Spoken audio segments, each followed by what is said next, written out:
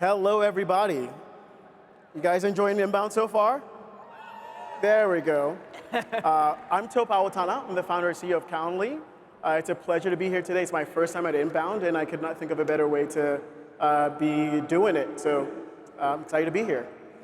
What's up, folks? I'm Wade. I'm the co-founder, CEO of Zapier. And I think this is my second Inbound, but it's a lot bigger than the last time I was here. We were in a much smaller room. I think it was like a couple tables, honestly, the last time I was here. So stoked to be here, yeah. Yeah. And before I get started with the questions, before we were walking out of the green room, Brian Halligan from HubSpot told us not to F it up. And so we're going to try our best not to do that. Anyway, Wade, you and I, we've known each other for about 7 years now. Mm-hmm. You remember how we met and you care to share with everybody? I barely remember. I assumed it was through the partnership, but then I actually went back and looked, and our first CFO that we hired, Ginny Bloom, is down in Atlanta, and she was the CFO at MailChimp. Yeah. And MailChimp bootstrapped, Zapier almost bootstrapped, Calendly almost bootstrapped, and so Jenny, here at the center of all this stuff, is like, hey, you and Tope should meet. And I think soon after we got the partnership going and things like that, and it's sort of been off to the races since then. And it's been a great friendship. So Wade is really, really humble, but he's just a great, thoughtful CEO and smart CEO, and very, very engaged, and he's just been really generous with his time with me over the years. I call him all the time for advice on everything from hiring to org design to how do you do remote really well. So just a great human being here. Yeah. Same. Maybe to kick it off, I'd be curious, Calendly has seen this explosive growth, and we were talking actually backstage. Everybody's building scheduling stuff. How do you keep ahead of the curve when you've got every big company under the sun also building the things you're doing, and yet Calendly still seems to be the thing that everybody, everyone's like, send me your Calendly link, send me your Calendly link. How do you stay on top of that? Yeah, it's a really good question, and as cliche as it sounds, it's really about listening to our customers, and really observing the trends around us, including increased competition and a lot of lookalikes. But going back to our customers, like they've been experiencing a number of trends over the last few years. They're seeing where virtual meetings are dominant, right? Most of their meetings are now virtual. They have tighter resources, tighter budgets, and fewer resources. And of course, there's AI. And so what they're really looking for is they're looking for practical ways to adapt to these trends and bend them in their favor. And that's really what we made our strategy, is about let's help our customers with those different things. And so we are evolving from being a scheduling platform into a company that helps our customers make the most out of their meetings, and making them really effective and making them really efficient.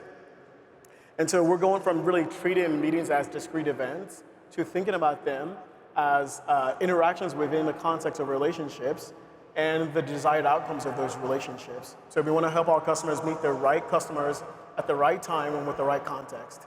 And so to put that to make that more specific about how we're doing that, and so I'll describe the way we've evolved and the way we'll continue to evolve over the next few years. Take a B2B company, a prospect lands on their website. That company determines that the prospect is a high-value prospect. Calendly allows them to serve up high availability to that customer. And so what that does is we know that win rates improve the sooner the prospect can connect with the company. And so right then and there, we're helping them improve conversion rates. But then the work continues to leading up to that meeting, we make sure the rep that's going to take that meeting has the right context to make that meeting successful. So we prepare them with a brief that includes a summary of past conversations, information about the company they're meeting with, information about the individual that they're meeting with.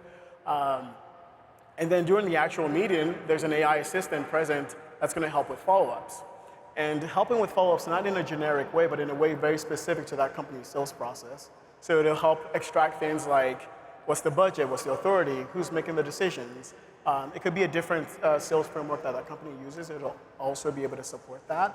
And then it just continues to build upon those recaps so that each successive meeting in that sales process has the context of every single thing that's happened prior to that. I can go on and on, but hopefully that describes a way in which we are helping our customers, like I said, with meeting the right people at the right time with the right context and leveraging AI as we do so. I dig it. Yeah. So I guess maybe sort of turn it over to you. You've made some really big bets the last few years, from AI to new product launches. What's the thought process behind those decisions, and how do you evaluate their success? I think to make some of those bets, we made a lot of mistakes. I think we almost killed the company. I don't think it felt like that probably even on the inside, but certainly for myself, for the leadership, I think one of the mistakes we made was we stuck so, as we were growing, we were so efficient. And every year we would look at our growth and we'd say, gosh, it felt like we could have grown faster last year. And we looked at our bottom line and realized we weren't quite hiring fast enough. We'd have these big, ambitious goals to go tackle something, and we weren't quite able to get all the headcounts in. And so one year I said, you know what, we're going to fix this. I'm going to make sure that this year we actually hire all the folks that we think we need. And we fixed it. But in fixing it, we almost killed the company. Because we missed like an important part, which was all along, as we were bringing people into the company, we always knew what that person's job was going to be, because we'd been doing the job. We knew this is the thing you got to go tackle, this is your mission, and it helped us be very efficient as we grow. And Zapier is famously, nearly bootstrap, as is Calendly.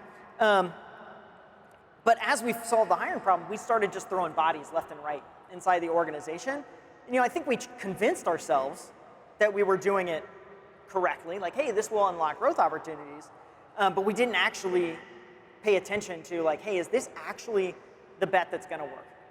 And in doing so, we started to just have too many cooks in the kitchen for almost every initiative we have. It turns out you actually want a lot of constraints to try new things, to experiment on new stuff. You want a small group of talented folks who really understand like the vision and charter of what that thing should be. And if you put too many cooks in the kitchen, it actually slows things down. Everything gets kind of mucked up. And so for us, the thing that actually enabled us to drive the launch of things like all of our AI initiatives that have happened over the last few years. We have 400,000 customers that have delegated 100 million tasks to AI now. The launch of tables and interfaces and central, like a lot of that came from saying, actually, we don't want to focus on growing the team so efficiently. Instead, we're going to find these founder-esque folks. They may not necessarily have founded companies in the past, but they exhibit a lot of the traits of somebody that could, and that they have a deep passion for this pocket of the business that we want to go tackle. And then we're going to let them go race after it. And then the way we found those things was not too dissimilar from you. It was, a combination of listening to our customers. Hey, this thing really sucks. This is really annoying. Could you make this easier for me? Of looking at what everybody else was doing and saying like, hey, they're kind of doing this thing over there, and like that's sort of what it should be, but it's actually not quite right. And then a combination of our just own intuition, like what do we want? What do we think would be an awesome experience? And then going and building that. It's not, I think a lot of folks think that product development is this like purely analytical driven thing where it's like data in, outcomes answer, go build that thing. And it's never worked that way quite for us. Yeah, the data feeds it, but it goes through this very human, like almost artistic expression, and then out the other side comes a product that people love. And I think, when you look at most of the products that I think we use, a lot of them have come from, at least the origins of it come a little bit more from artistry than from science. I could not agree more with that, and I tell our employees all the time, at the end of the day, we're building the products for humans, so we have to think about that. Yeah. How do you balance the investing in like the core parts of Calendly, the things that are working, the stuff that your customers are telling you, versus like the new stuff, the thing that you have an intuition about, or someone on your team has an intuition about that you're like, yeah, I feel that too. How do you think through like when to go all in on this weird side project-y thing versus like when to say like, you know what, this thing is working, let's not mess up a good thing? Yeah, that's a really good question. I don't think that there's a perfect answer. I think it is really looking at, maybe a really good model is is Apple. So Apple launched the iPhone in 2007 or so, and for the first 5 or so years of the iPhone's life, they sold, I think they did something like $200 billion in revenue, and during that 5-year period, they never offered more than one iPhone model at a given time. Yet they were able to generate, over $200 billion in revenue. And so the way we think about it is probably sort of similar. As I think we try to pick big problems, and if you solve big problems, you can go really, really deep. And that depth continues to yield a lot of a solid return on your investment. Conversely, when I think we've made very, very narrow decisions, no matter how much we optimize it, it's just kind of capped on the kind of results it can generate. So I think we try to figure out are we working on a big problem here, or are we working on a small problem? And what is the point of diminishing returns? The funny thing you said there that resonates with me is when you focus on a narrow thing, it wins. Like the interesting learning I have from Zapier is, every time we focus more on like, what is going to make a customer go, oh, that's freaking awesome, we've tended to make a lot more money. And every time we focus on trying to make more money, we've actually kind of messed things up. And so it's interesting to see like, this like money follows love sort of thing versus like the inverse. And I think so many companies get that like messed up, and they actually kind of do mess up a good thing. And we've certainly fallen prey to that. I think you have the next question. Talk to us about that, like. I can go. I'm sorry. Yeah. Well, tell us a little bit about that reinvention spirit inside of Count. Like, what is the mechanism? Like, how do you think of when is the right time to go do, invest in a new area or a new part of your business? I know you've, big part of your business is like PLG and small business, but you also have like fairly large companies. Like, how do you think through like when is it like, hey, we actually do want to press an advantage here versus, stay where we're at? Yeah. So I think generally, like when we think about invention, one stat about Calendly is about 50% of our employees have been there for less than 2-3 years. And so we get a lot of fresh ideas, we get a lot of fresh energy. They are not content to coast off Calendly's past successes. They want to put their own thumbprint on the company's history. So there's just a lot of really good ideas that sort of bubble up. But for us, like it's also really knowing about who our ideal customers are. And for us, we've thought a lot about it over the years, and what we find ourselves to be most successful, and where we have a lot of great domain expertise, is in serving external-facing teams. Salespeople, customer success people, recruiters, product researchers, those types of people. And so we then think about like, what are the big problems those people are trying to solve, and in their day-to-day, like how are they successful in their roles? A salesperson wants to generate more revenue. A customer success person wants to retain more customers. And so we just really use that as sort of like the guiding process for what are the things that we have a right to do, we have a right to solve for our customers. Yeah, makes sense. Yeah. As you think about Zapier's evolution, like one lesson, what's one lesson on reinvention you wish you knew sooner? I think when you think about reinvention, I think somewhat counterintuitively, like the best time to go try something new is actually when it's going really, really well. We had, the early years are obviously like quite a grind, but probably somewhere around year 4 or 5, like Zapier caught a wave where we just sort of like, we had it locked in, product market fit, we knew who our customers were, we knew how to grow, and things were really moving. And I think a mistake we made during that period is we felt like, let's put all the chips on this thing that's really, really working. And that was probably 95 or 99% the correct move. But it turns out that like 5 or 1% or whatever is like a pretty big mistake, where because it was going well, that meant we could have much more easily, I think, carved off a small slice and said, hey, we're going to go start plotting what Act 2 needs to be for Zapier. Whether that's the next product line or the next customer segment, And we could have incubated it fairly effectively. And the reason to do it, I think, at that time is because you have all this momentum, you have all this inertia, and it would not be that big of a risk to say, hey, we'll grow a slightly bit slower, just a little bit slower to go fund this tiny little thing over here. And the reason you want to do it then is because new things just take time. Yeah. Like, it's not something that you can just snap your fingers and say, hey, we've got this great new product, we've got this great new customer base to sell to, and like it's going to be off to the races, even for well-established companies. And so you want to, like, when things are going well, you want to start that muscle and get that itching. And the way I think you do that is to find, like, one of these founder types. And again, it doesn't necessarily have to be a founder, but exhibits like a lot of the traits that you care about inside of your organization, who cares about this like adjacency to your business. And that, I think, is something that we have started to do more recently, is to always have something in the hopper that's like gonna keep pushing on it. And I think it's, it's more important. I think we've all learned that lesson now with, ChatGPT launching 2 years ago. It sort of was like, oh crap, there's a big paradigm shift happening.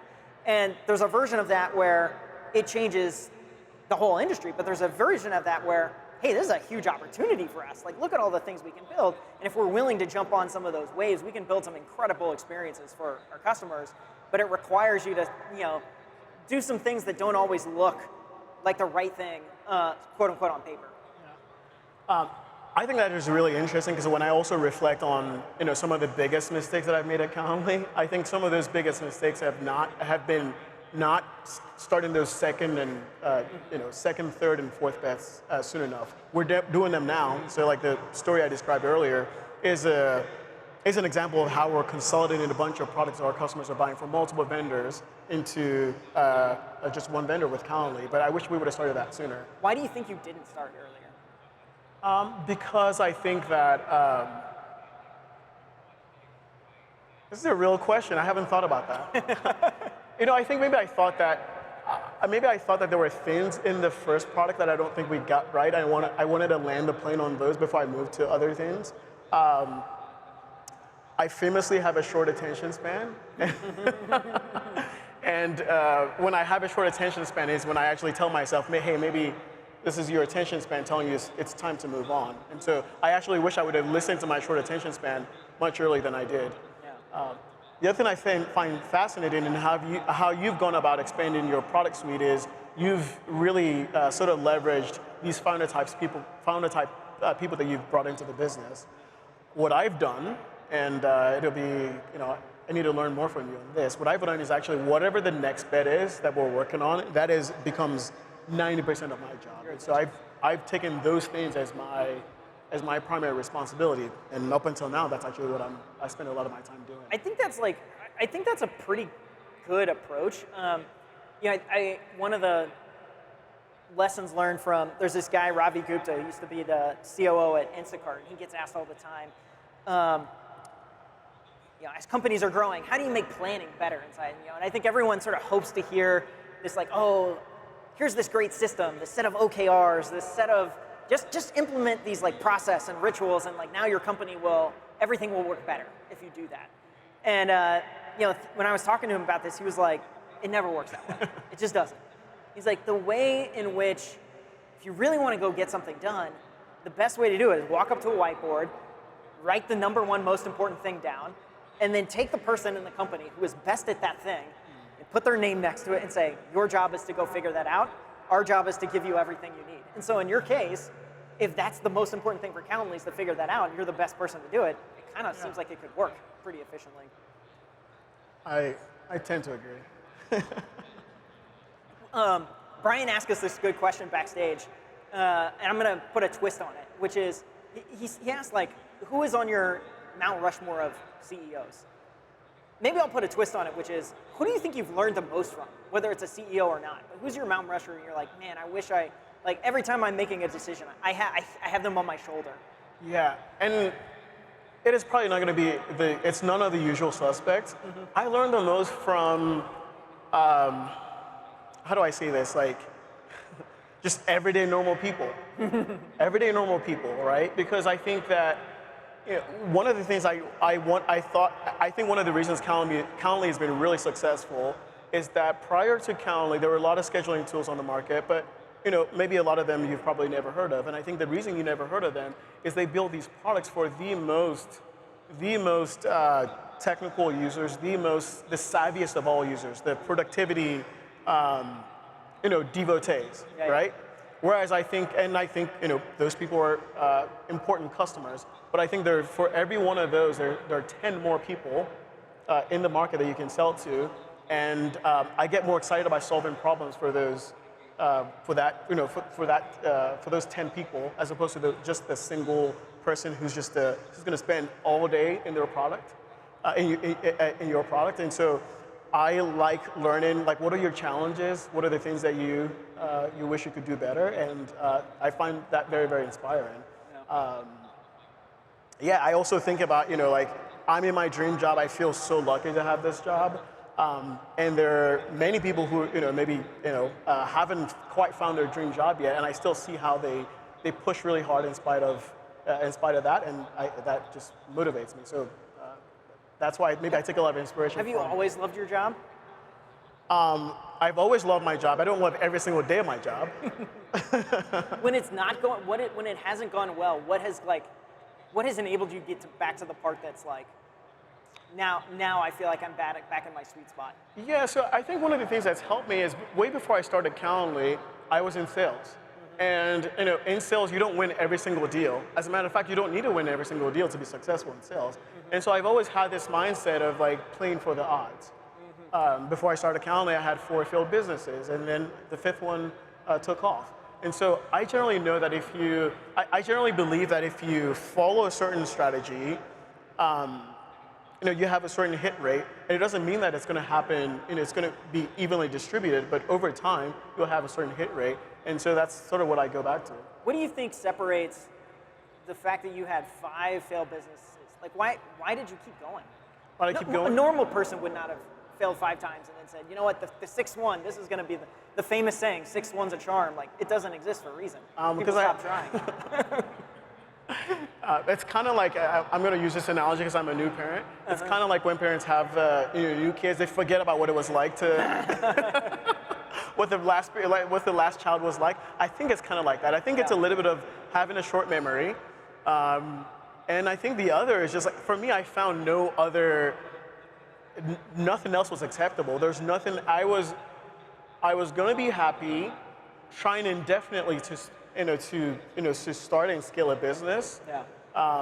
And I would have been okay with that indefinitely. Yeah. My co-founder Brian shared a clip with me recently that made me smile on this dimension. He's a little bit of a movie buff, and I guess Quentin Tarantino, famous director, he's pretty famous for on his sets. Like, at the end of the day, everybody's tired, everybody's exhausted, and he'll be like, okay, let's shoot it one more time. And everybody's like, and he's like, but why do we do it? And then the whole crew will say, because we love making movies. And I think there's a little bit of that for this stuff where it's like, well, what else would you do? Like, you actually love it, and you love it on the worst days. Yeah. When it's really bad, you're like, you know what? This is still like 10 times better than anything else I could be doing. I mean, in the grand scheme of things, I think of myself as the luckiest man alive. Yeah. What pushes you? I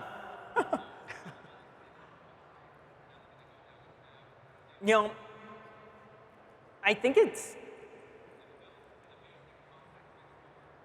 that it's just really fun.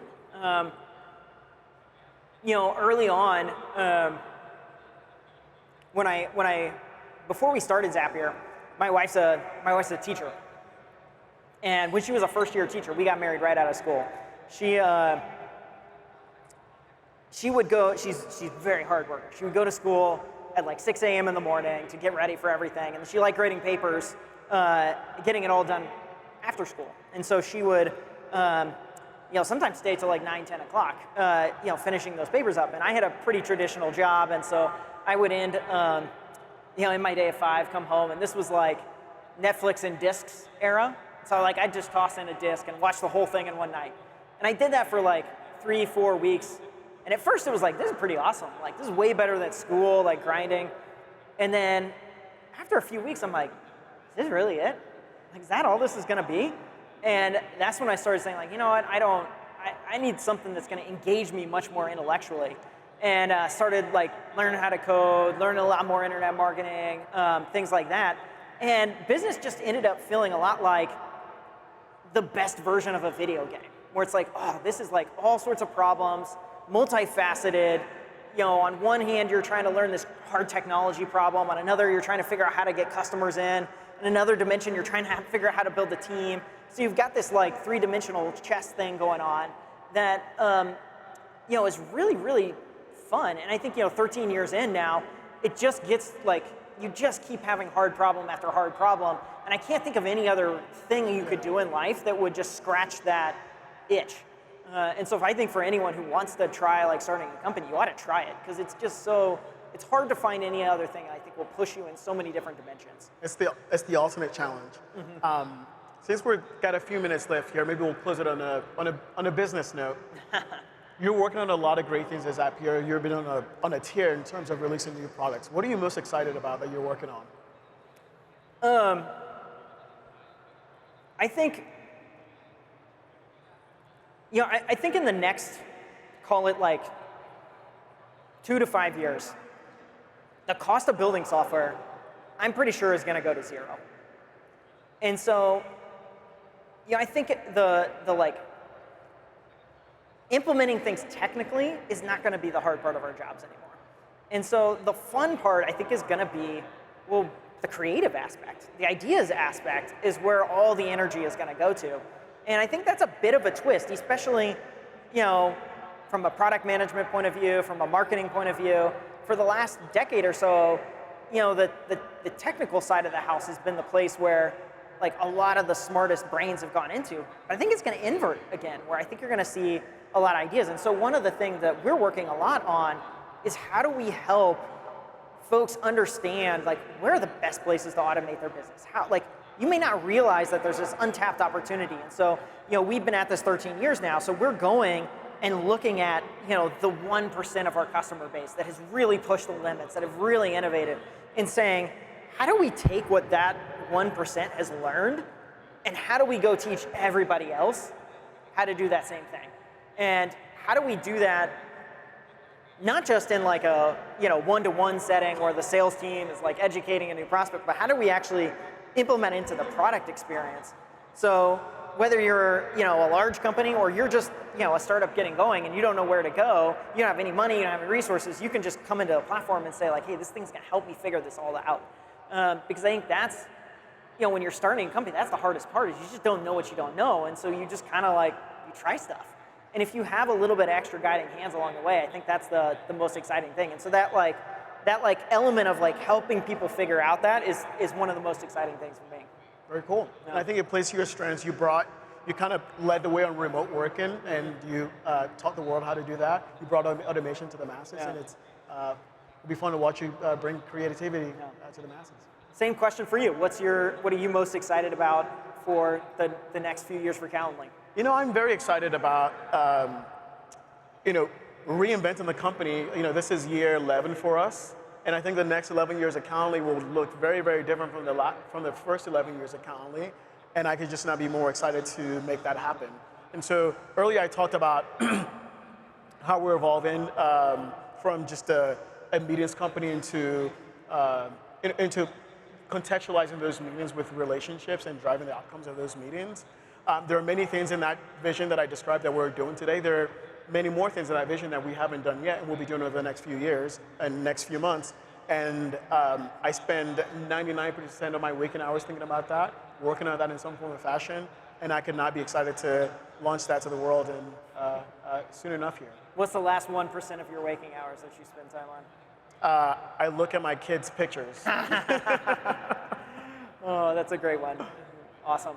Yeah. Well, I enjoy doing this with you, Wade. Hope you'll invite us back in the future. Thanks, Tope.